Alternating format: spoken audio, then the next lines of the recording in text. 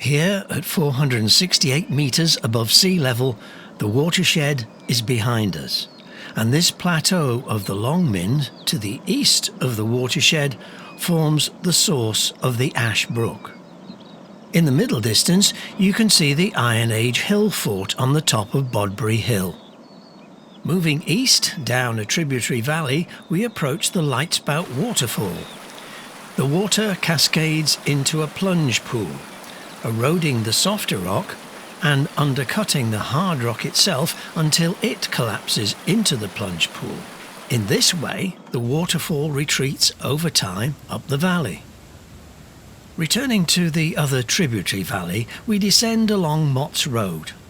Note the valley here, in its upper course, shows the typical V shape with interlocking spurs or ridges. Slopes are very steep, causing a short lag in time between peak rainfall and peak runoff. Vertical erosion due to the steep gradient causes the V-shaped valley. As we descend, we come to the confluence, where the stream from Lightspout meets that running alongside Mott's Road. Here, we enter the middle course of the river. The valley widens, as does the river, and we start to see meanders forming.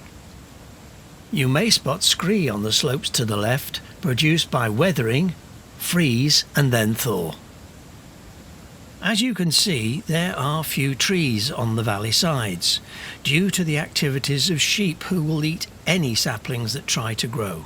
This reduces interception and infiltration, meaning more water gets into the river faster, which again contributes to a short lag time and high peak flow. The path climbing to the right is called the Pipe Walk, the old route of the pipe moving water from this valley into the old reservoir in the adjacent valley. As we fly down into the top car park, it was used as a swimming pool in the past. The valley floor widens further into an obvious flood plain. You get a glimpse of one of the mill pools in New Pool Hollow to the right of the picture. At this point in the lower course of the brook, take a pause to look at the pre-Victorian photo of the valley. Notice where the river is in relation to the road. Now, look at the current situation, and the original river course has been diverted by infilling of the channel. It now runs on the left-hand side of the road as you look at it, and not on the right. It leaves only one river crossing, and since then, the river has carved a new course. The floodplain here in the lower course is much wider. There's significant impact from cars and coaches parking on this area, and lateral erosion is obvious from the meanders. Faster water on the outside of the bend has clearly eroded and undercut the banks, forming river cliffs, and the slower rate on the inside has deposited sediment to form slip-off slopes. You can also see evidence of use by tourists in the many dams across the river. This is not great for the fish. Also note the trees in the bottom of the valley, which thrive due to the fences around private gardens.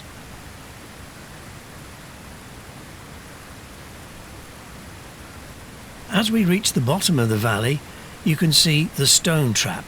That's part of Church Stretton's flood defences. This is designed to catch bedload rocks moved downstream by storms and prevent them from raising the riverbed and causing flooding, or causing direct damage with bigger rocks.